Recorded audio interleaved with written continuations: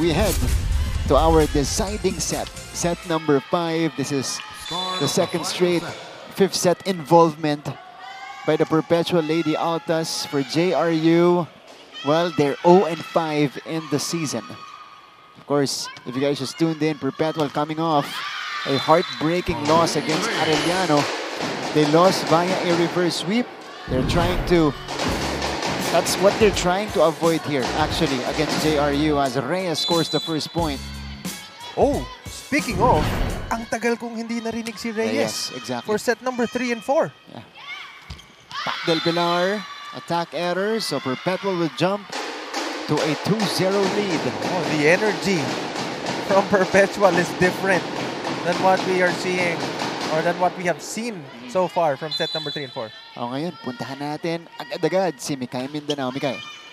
Martin and Prince, this fifth set only answers the question of who wants it more. Paalala nga ni Coach Sandy Rieta before this fifth set na hindi nila pwedeng kaya lang nilang simulan ng bawat laro pero kailangan din ng sipag at tapang para matapos ito. In this fifth set, gusto niya makita na i-perform ng girls kung gaano ka-importante sa kanila na makuha ang larong ito. Let's see if they'd be able to get this game in hopes of keeping their Final Four dream alive. Balik muna sa inyo, Martin and Prince. Thank you so much, Mikay. You're right. It's almost the exact situation Perpetual is in. Just like last game, as we see Reyes, she's been pacing this team here in the fifth set. They're trying to avoid the reverse sweep. Ganda lagi ng simula, pero medyo lumalaylay sa third and fourth set. Palitan ng puntos, Zarina Ramos, cross court, 2-3. The question now for Perpetual Prince, as we see this hit by Zarina Ramos, how long will Shai Uhipon ride the bench? Oh, diba? Oo nga, tama. She sat out the entire fourth set. Siyempre, dahil na rin sa play ni Gemaline Minor, but I think her services will be needed at this point. Kayla Hazareno scores it. 13 for Hazareno. You know what I think? I think gusto makita ni Coach kung sino dun sa mga players niya yung magsi-step up. Diba? Kung sino yung magsi-step up, kung sino yung mag-rise to the occasion. Oh, Reyes is now red. The blockers adjusting to her quickly. Ramos. Difficult track down. Hazareno. Wow, Andal with the effort. Another chance for JRU. Reverse set. Ramos. Long ball is good. Same spot. The same spot. Ramos has been attacking the same spot since set number 3. Yeah. It is a 4-1 run for JRU. And again, holding the momentum now. Perpetual needs to respond. Oh, Palacio is denied. Minor off the block. Was there a check though? Oh, nakita ni Coach Mia eh. Kasi si Coach Mia mismo yung tumawag eh. Eto. Yun lang, binitin tayo. I-review muna. Sa video challenge natin to sisilipin. And that's Coach Erica De La Cuesta, former player ng JRU. Now serving as an assistant coach, holding that challenge card. Crucial to. Pag ganito, pag may sumabay, usually may touch. Pag may sumabay. Oo, pero parang hindi lumagpas ng net eh. Doon sa angulo ko or yung sa nakita ko, or again, masyadong mabibilis yung malalakas yung palo nila para makita talaga natin. Kaya nga may challenge and replay, di ba? Para makorek natin yung mga sarili natin kung mali tayo. But again, yan yung beauty ng technology ngayon. Crucial decision coming up here as, again, everything is going to be crucial now here in the fifth set. Kasi hanggang 15 lang tayo. Ito na. Ayan, parang hindi lumagpas. Yan, may touch. Ganyan yung nangyari kay Pat kanina. Diba? Parang hindi lumagpas, pero lumagpas. So there's a block touch. Challenge unsuccessful para sa JRU. So instead of going ahead by 2, tabla tayo. gumana yung mat natin doon. Ito na. Inday. Kring. A lot of heat. But it is saved. Inday. Hazareno. Wow! Puto mula kay Lozano. And that's a put down for Palacio. I mean, it's hard to put Omipon if the players that are inside are performing. Yeah. Diba? Exactly. Kasi aalisin mo naman yung momentum sa inyo by putting a player na medyo lumamig ng konti, diba? Ayun So na. again, ride the wave. Abante na ulit ang Perpetual. Babawiin ni Zarina Ramos. 5-all here in the 5th. What a trend we're having here. Hanggang dulo, dikitan. Wow. 12 points now for Ramos. Again, she only came in third set. Ooh, wind up. Put down para kay Minor. Net touch. Net touch. Oh, Okay. net touch. So, abante ulit ang Perpetual. Ayaw Sinso talagang battle. mag-menor. Wala. She replaced Omipon. So, kailangan talagang punan niya yung iniwan ni Shai, and she has been performing. Underhand give. Uy, Inday. Tinawid lang. Oh! Vivi Ariola. Nakita lang ni Ariola kung paano maghulog. Ganito yung hulog eh. Ito, high ball. After the dig, Ariola finds an opening. Oo, walang tao dun sa spot na yun.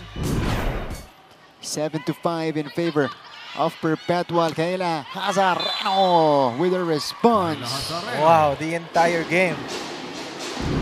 I'm impressed with Hazareno. This is definitely one of her more impressive games in the competition. She has found that consistency. And she's been carrying this team since the beginning. Nung hindi pa nila nakukuha yung rhythm ni Ramos, ni Pat Del Pilar, ni Pati si Dayala. Batara, ni Dayala. Yeah. It was her. Yeah. Costly mistake. Kasi binibigyan mo na naman ng ilaw ang JRU to get back into the game. 7-all.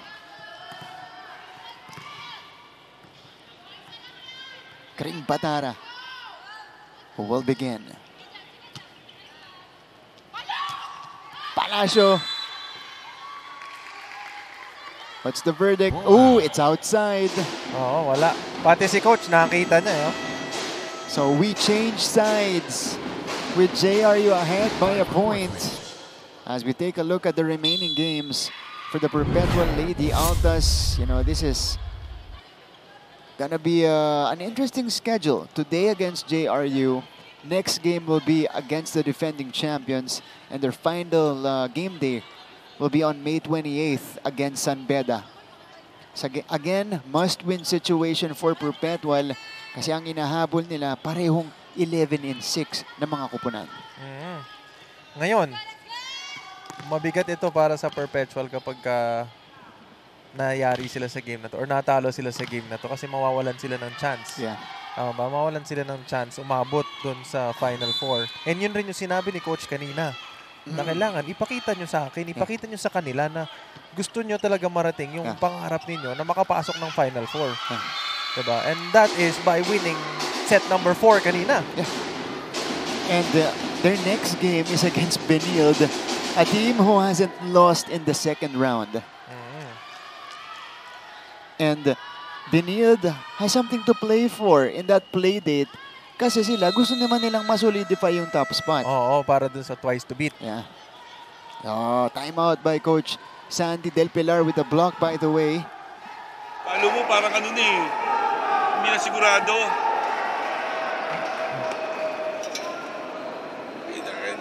Napakabawi agad.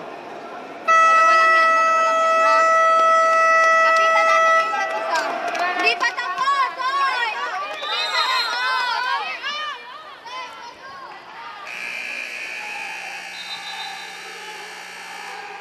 We were at 7-5. Perpetual was ahead. Yes. Now it's 9-7. Substitution for Perpetual Hell, number 4, Omipon for number 11. Let's see if the Lady Bombers can continue. But this is after Perpetual's timeout, so they're hoping to respond. Kring. Fifi. Tulak mula kay Omipon na nagbabalik sa ating laban. Hazareno. Scramble. Shy. Again. Oh! Goes back to Perpetual. Palacio with a tip. Shoot na shoot. Yung atake ni Palacio. Nahirapan tong JRU kunin yung first ball na yon dahil wala si Aliona sa loob. Ito, look at this. Right down the middle. Oo, pero wala kasi si Alonia sa loob. Yeah. So, wala yung sweeper nila. Ito, she takes the first ball. They go to Nicole. Oh, Pat. Pat Del Pilar. With the sense of urgency at the net.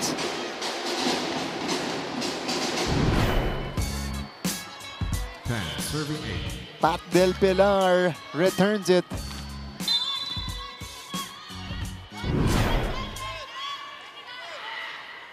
Hazareno.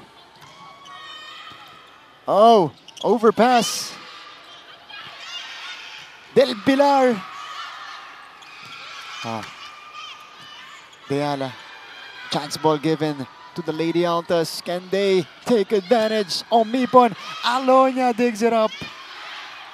Deala with the swing. Andal saves it. Omipon again. Yes! Shaila Omipon. Shy Omipon scores.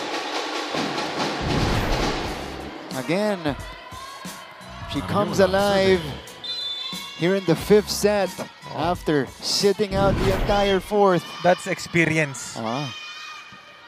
Deala. Oh, Reyes outsmarts JRU. Pablo tayo, 10-all.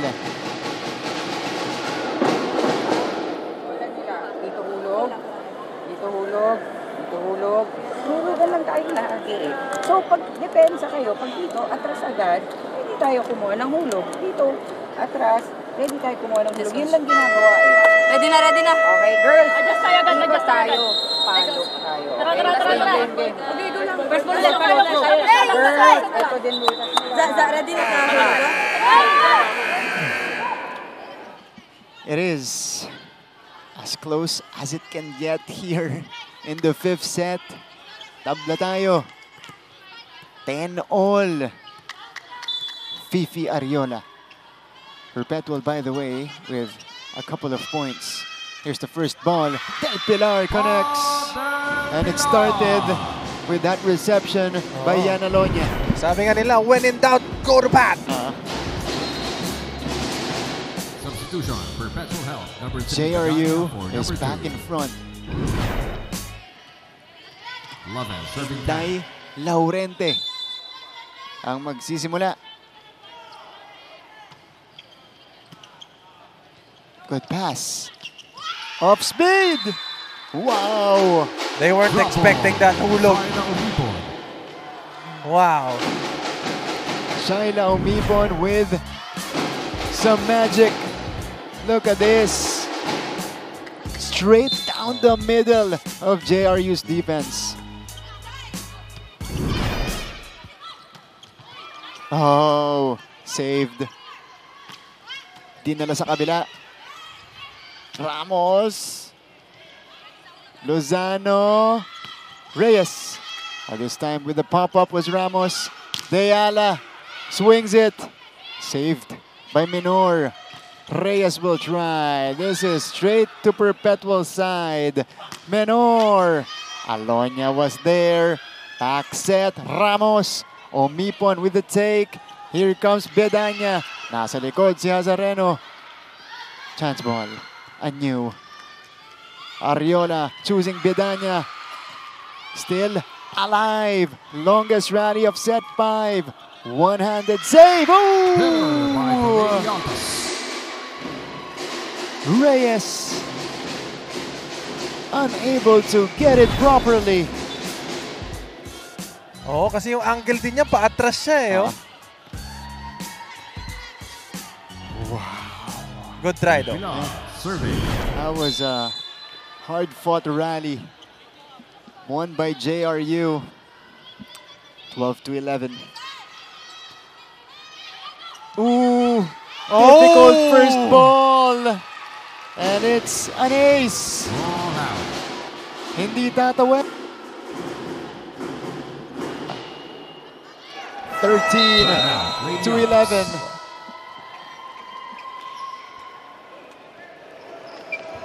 Bakit? Isip, ang gaan ng service, oh. Tingnan mo, kanina, oh. Ang hina-hina ng loob mo, eh. Dinigpas mo na lang, wala pa. Dapat kayo ni-spin mo na lang yun, eh. Ay, Diyos ko. Laban natin, te. Laban natin. Wala pang 15 yan. Wala pang 15. Pwede! It is a 13-11 lead for JRU, trying to complete the reverse sweep. 13 serving 11. We were at 7-5 earlier. Now JRU is ahead 13-11, 2 points away from the win. Can Perpetual respond? They go to Minor. Quick reply from Gem Minor.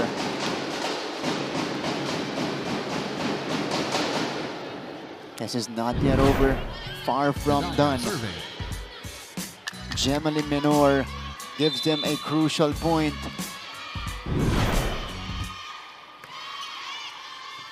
Alonia with a good first ball. Ramos Same spot! sends JRU to match point. 2 match points for the Lady Bombers. And this lady has been spectacular since coming in the third set. Deyala with the serve. Scramble. Chance for JRU. Not yet. Menor denied! And the Lady Bombers complete the reverse sweep. It's the mom! Yeah. It's the mom, I'm telling you! Second straight win for JRU. Wow. It's the mom! It feels like a championship moment for the Lady Bombers as they take down a big one. Perpetual Lady Altas. Look at this. Once they got activated in the blocking department, everything went their way. Ramos with a denial. Look at the emotions from Kring Batara here. Hard-fought win for JRU.